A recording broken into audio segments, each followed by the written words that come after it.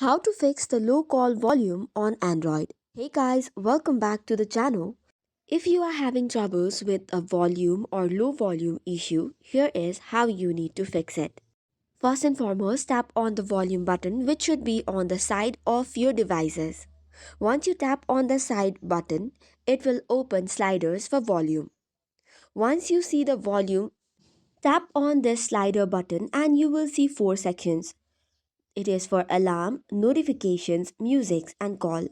Make sure to increase the slider to the fullest so that the volume is increased.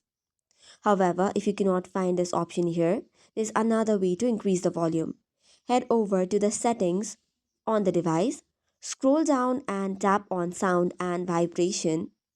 Then after, increase the slider to the fullest to increase the volume. So that is all for today's video. For more such contents, do not forget to hit the like and subscribe button.